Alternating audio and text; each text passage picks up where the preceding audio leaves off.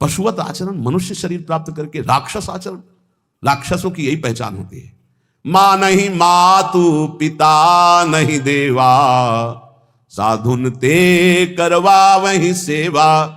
तुम्हारे जो पुण्य है ना सब भस्म हो जाएंगे। आप खिलवाड़ मत समझो।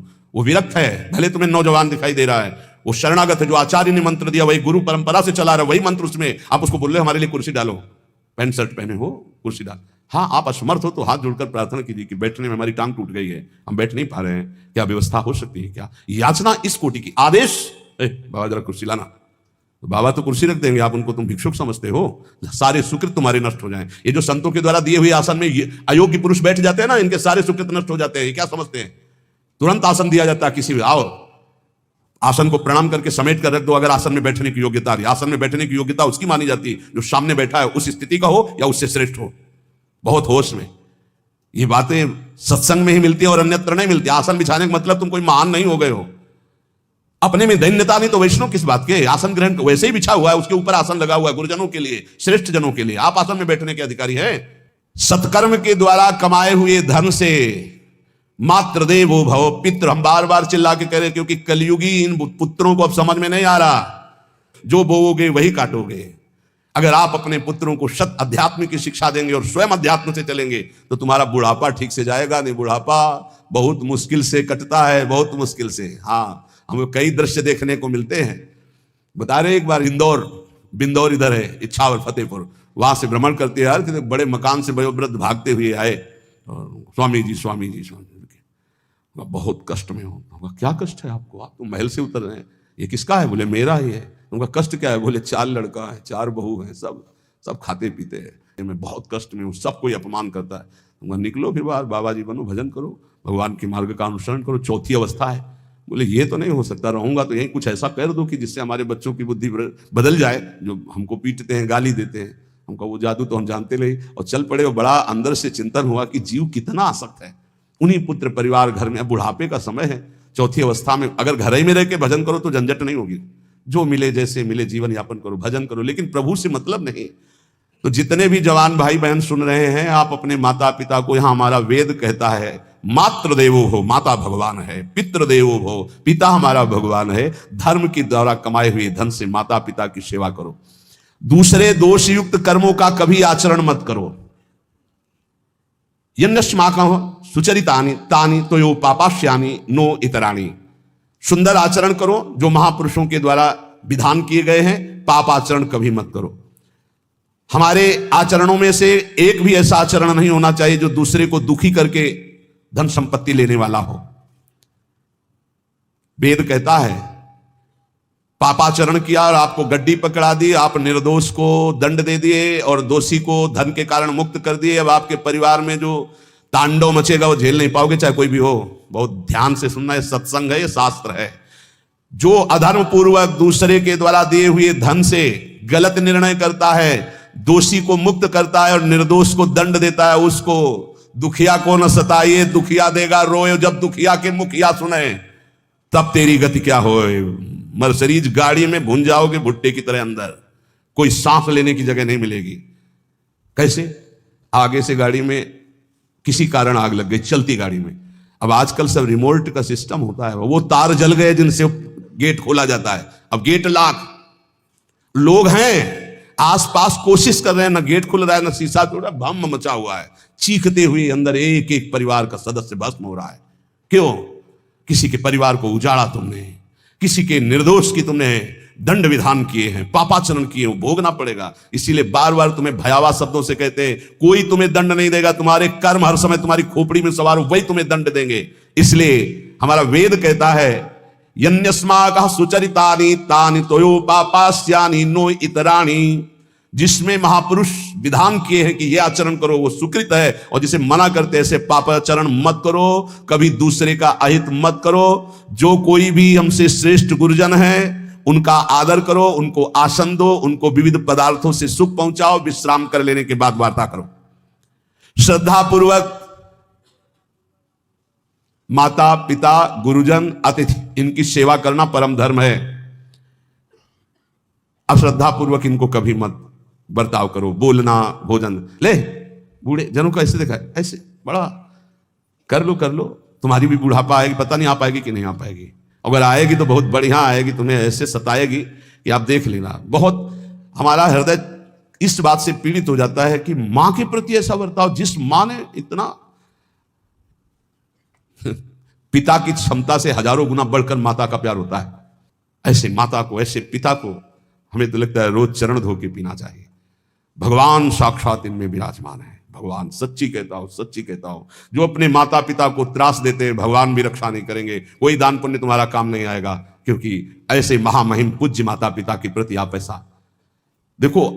प्रार्थना करते, चाहे गाली बकने वाले, गुस्सा करने वाले माता पिता हों, यदि वो चल नहीं पाते, वयोवृद्ध है, तो भगवान की तरह पूजा करो, उनके व्यवहार को मत देखो, तुम्हारा काम बन जाएगा, उनका आशीर्वाद आपको मिल जाएगा।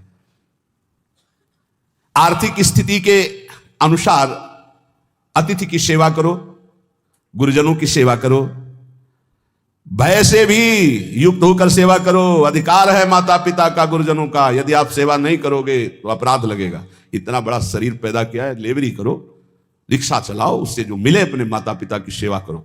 तो यहां कह रहे कि ये चार अगर आपके पास हैं, इनका सदुपयोग नहीं हो। यौवनम धन संपत्ति प्रभुत्वम अविवेकता एकैपमप्यनर्थायम किमु यत्र चतुष्टयम। यदि धन है, जवानी है, आपका प्रभुत्व चलता है, बड़े पद में हो और अज्ञानी हो, एक तो सर्वनाश कर देता है, फिर चारों हो तो सर्वनाश पक्का। और यदि कहीं भगवान का आश्रय मिल जाए, संत जनों, तो ये परम मंगलदायक है। अविवेक विवेक में बदल जाता है। जो धन है, इसकी तीन गतियां बताई गई हैं।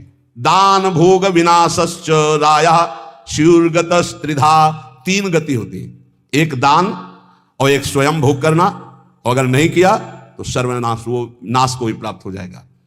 गांव के कंजूस जनों के धन दीवालों में निकलते हैं, मटकी में बंद बंद करके दीवाल में पैक कर दिया और मर गए। अब दीवाल में नहीं, अब लॉकर में है, बैंक में है। कितने हैं? बोले इतने करोड़। कभी ना तो धर्म किया ना दान किया, कंजूस रात दिन उन्हीं रुपए का चिंतन किया, मर गए। एक रुपए का भी कभी सतमार्ग में प्रयोग नहीं किया। कह रहे दान भोग विनाशश्च, तीन गतियां हैं, दान या स्वयं भोग कर लो और या विनाश हो जाएगा। तो सो धन धन्य प्रथम गति जाकी, वो धन धन्य है जिसकी प्रथम गति क्या? दूसरों को सुख पहुंचाने में लगा। अस्पताल में दे दिया, गरीब लोगों की औषधियों के, या भूखी गौओं के उदर पोषण में, या संत महात्माओं के निवास या वस्त्र या भोजन, ये सब उत्तम गतियां हैं।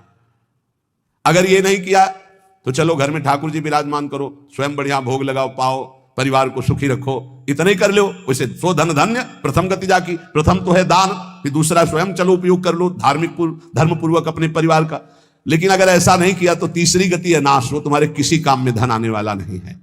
जो ना दान करता है ना भोगता है, उसका नाश हो जाता है। अरे भाई, वृक्ष से ही शिक्षा लो, दूसरों के लिए ही होता है। तो तुम मनुष्य बनकर क्या दूसरों का परोपकार नहीं कर सकते? यदि तुम जवान हो, तुम्हारे पास धन है, प्रभुत्व है, विवेक है, तो तुम पूरे राष्ट्र की सेवा की भावना जागृत करो। समाज में ही भगवान विराजमान है। ये मानवा हरि कथा श्रवणास्तदोषा कृष्णांगी पद्म भजने रत चेतनाश्च ते वै पुनन्ति च जगन्ति शरीर संगात संभाषणादपि ततो हरिरेव पूज्य। एक तो ये बताया। दूसरा बताया कि ये महाधन्याति धन्य होते हैं। एक तो होते जवान हैं, रुपया पैसा खूब कमा रहे हैं, बड़ा प्रभुत्व है। अविवेक है तो नाश कर देगा, और विवेक है तो इन्हीं का सदुपयोग हो जाएगा। एक है जो सबसे हटकर है, ये मानवा हरिकथा श्रवणास्त अधोषा, जो रात दिन नाम जप करते हैं, भगवान की चर्चा करते हैं और सुनते हैं, और अदोषा, वो सारे दोषों को अपने मिटा चुके हैं। कृष्णांगी पद्म भजने रत चेतनाश्च, निरंतर अपने चित्त को प्रभु के भजन में डुबोए हुए हैं, प्रभु के चरणों के ध्यान में अनुरक्त किए हुए। उनका क्या प्रभाव होता है? बोले तैवई पुनंति च जगतंति शरीर संगात। ऐसे महात्माओं का यदि शरीर है प्रगट में, तो उस शरीर से स्पर्श करके वायु जिसको छूती है वो पाप रहित हो रहा है। जो उनके दर्शन करते हैं वो पाप। संत दरस जिमि पातक तरही, संतों के दर्शन मात्र से पाप नष्ट होते हैं, उनके शरीर के स्पर्श से पाप नष्ट होते हैं। संभाषणादपि ततो हरिरेव पूज्य, यदि उनसे संभाषण करने को मिल जाए तो बोले वो इतना पवित्र हो जाता है कि भगवान उनमें वास करने लगते हैं। हरिदेव, हरि उसमें विराजमान है, हरि ही है, ऐसा वो पूज्य हो जाता है। यदि जो नाम जप कर रहे हैं, जिनका चित्त भगवान के चिंतन में है, जो कथा भगवान की चर्चा कर रहे हैं, जो भगवान की चर्चा सुन रहे हैं, अदोषाहा, जो समस्त दोषों पर विजय प्राप्त कर चुके हैं, ऐसे मानवाहा पुनंती च जगतंती, वो पूरे जगत को पावन करने की सामर्थ्य रखते। सतरत सतरत सा लोकांतार्यति मम भक्ति युक्तो भुवनम पुनातु, वो लोक के लोक पावन कर देते। कैसे? उनके शरीर से स्पर्श की हुई वायु दूसरों के पापों का नाश, उनका दर्शन दूसरों के पापों का नाश, उनका संभाषण दूसरों के पापों का नाश। यदि संत संग मिल गया तो निश्चित हरिदेव ही, वो भगवान से ही मिल रहा है, क्योंकि वहां भगवान जागृत है सबके हृदय में, पर भगवान शयन कर रहे हैं, माया का पर्दा लगाए। संत के हृदय में भगवान पर्दा रहित होकर जागृत हो चुके हैं। उनके दर्शन से, संभाषण से, स्पर्श से निश्चित परम कल्याण इस जगत का होता है। कौन भगवान? भगवान किसे कहते हैं? तो बोले सनंदन मुनि बोल रहे हैं। सनातन जी की सुना, एकादशी व्रत पर बोले, और अभी तक सनक जी बोल रहे। अब सनंदन जी कह रहे ऐश्वर्य समग्रस्य धर्मस्य यशसः श्रियः ज्ञान वैराग्योश्चैव शरणाम भग इतीर्णा।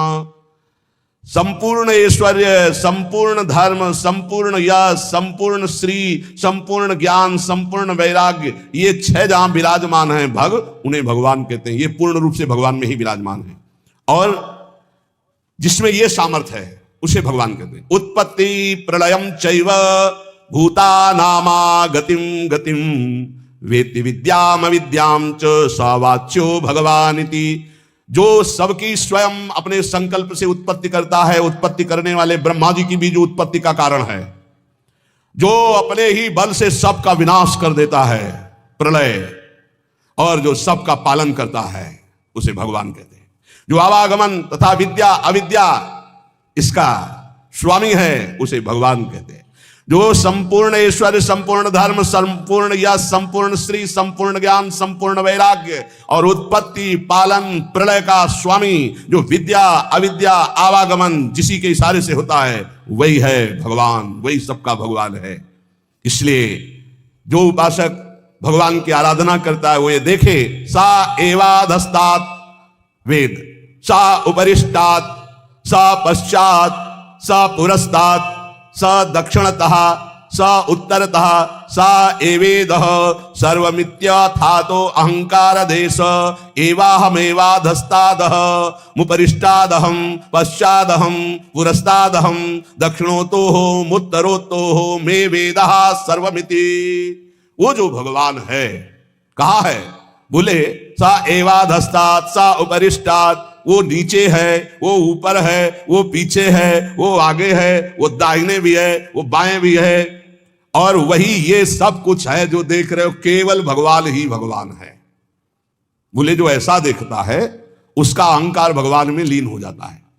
अब वो देखता है, मैं ही नीचे हूं, मैं ही ऊपर हूं, मैं ही पीछे हूं, मैं ही आगे हूं, मैं ही दाहिने हूं, मैं ही बाएं हूं, मैं ही ये सब कुछ हूं, मैं ही मैं, अहम ब्रह्मास्मि। 2 भाव होता है। एक भक्त जो भगवान को सर्वत्र देखता है, और एक जो अपने अहम को भगवान में स्थापित कर देता है भेदभाव से, वो अपने आत्मस्वरूप को देखता है। जिसने ऐसा भगवान का अनुभव कर लिया कि आगे पीछे दाहिने बाएं ऊपर नीचे हर समय मेरे श्री भगवान हैं, तो ना पश्यो मृत्युम, इसका फल है पश्यति न रोगम नोत दुखाताः सर्वाः पश्यः पश्यति सर्वमाप्नोति सर्वस इति। बोले उसको किसी भी प्रकार का रोग दुख नहीं दे सकता। जो ये देखता है, सा एवाधास्तात्, सा उपरिष्टात्, सा पश्चात्, सा पुरस्तात्, सा दक्षिणा, सा उत्तरा, उत्तर में, दक्षिण में, ऊपर नीचे, दाएं बाएं हर समय मेरे प्रभु हैं, केवल प्रभु को देखता है, तो न पश्यो मृत्युम, मृत्यु की ताकत नहीं कि उसकी तरफ देख सके। ध्यान देना, ना तो उसे मृत्यु परेशान कर सकती, दुख नहीं। हम आपको कई बार बोले कि महाभागवतों का शरीर कैसे छूटता है, जैसे बड़े गजराज के गले से मल्ली की माला, मोगरा देते छोटी छोटी कली, कब टूट के गिर गया पता ही नहीं चला, ऐसे जन्मत मृत्यु साधुक हुई, भक्त को नहीं व्याप्ता। बोले ना तो वो मृत्यु, ना पश्यो मृत्युम पश्यति, मृत्यु ना रोगम, बड़े से बड़ा रोग उसको परास्त नहीं कर सकता। ये इसका फल है जो हर समय भगवान में स्थित है। नोत दुखाताः सर्वाः पश्यः पश्यति सर्वमाप्नोति सर्वस इति। वो सबको भगवत स्वरूप देखता है, अतः वो भगवान में प्रतिष्ठित, ना उसको मृत्यु छू सकती, ना रोग छू सकता है, ना किसी तरह का दुख छू सकता है। यही प्राप्त करने के लिए रोज चर्चा होती है। ऐसी ऊंचाई पर चढ़ जाओ कि कोई भी रोग, कोई भी शोक, मृत्यु, नाना प्रकार के विकार तुम्हें विचलित ना कर पाए। वो स्थिति है भगवद स्थिति, भगवदाकार। रात दिन प्रभु का भजन करते और देखते कि चारों तरफ से हरि मुझे घेरे हुए, जैसे प्रहलाद जी देखते, उसको कोई भय नहीं, कोई दुख नहीं, कोई रोग नहीं, कोई शोक नहीं। ये कैसे होता है? बोले आहार शुद्धौ सत्व शुद्धि, सत्व शुद्धो ध्रुवा स्मृति, स्मृति लंबी सर्व ग्रंथि नाम विप्रमोक्ष। जिसका भोजन शुद्ध है उसकी बुद्धि शुद्ध है, जिसकी बुद्धि शुद्ध है उसकी भगवत स्मृति, जो भगवत स्मृति है वो समस्त माया के ग्रंथों को, गांठों को नष्ट कर देती है और वो ऐसी ऊंचाई पे पहुंच जाता है कि न पश्यो मृत्युम पश्यति न रोगम नोत दुखाता। कोई भी दुख, कोई भी रोग, कोई भी शोक, कोई भी भय उसका स्पर्श नहीं कर सकता। किसका? जिसकी आहार शुद्धि, सत्य शुद्धि, सत्य शुद्धो ध्रुवा स्मृति, स्मृति लंबे सर्व ग्रंथि नाम विप्रमोक्ष। जो अखंड भगवत स्मृति में डूबा हुआ है, कौन? जिसकी बुद्धि शुद्ध है। किसकी? जिसका आहार शुद्ध है। भगवद अर्पित जल भोजन, बुद्धि शुद्ध, नाम जप करते हुए भोजन प्रसाद पाओ। बुद्धि शुद्ध हो गई तो स्मृति चलेगी, अखंड स्मृति चलेगी तो ये स्थिति आ जाएगी। इसी स्थिति के लिए सत्संग हो रहा है, इसी स्थिति के लिए मानवदेह मिला है। इसलिए ध्यान पूर्वक सत्संग का मनन करो, रात दिन ये अनुभव करो कि मैं प्रभु की गोद में हूं, और खूब नाम जपते रहो। नाम जप नहीं करोगे तो सब गड़बड़ हो जाएगा। जो कमियां हैं वो धीरे धीरे ठीक हो जाएंगी, विश्वास मान लीजिए। काम क्रोध आदि की कमियां तब तक रहती हैं जब तक देह भाव रहता है। जिस दिन करुणा में प्रभु की कृपा से शुद्ध ज्ञान का उदय हुआ, ये देह भाव ऐसे हट जाएगा जैसे सूर्य उदय होते ही कोहरा नष्ट हो जाता है। हम चाहें तो दीपक से कोहरा नष्ट कभी जीवन में नहीं कर सकते, और सूर्य भगवान के उदय होते ही कोहरा नष्ट हो जाता है। ऐसे भगवत प्रदत्त, गुरु प्रदत्त ज्ञान उदय होते ही ये सब माया का कोहरा नष्ट हो जाता है। शेष चर्चा आगे।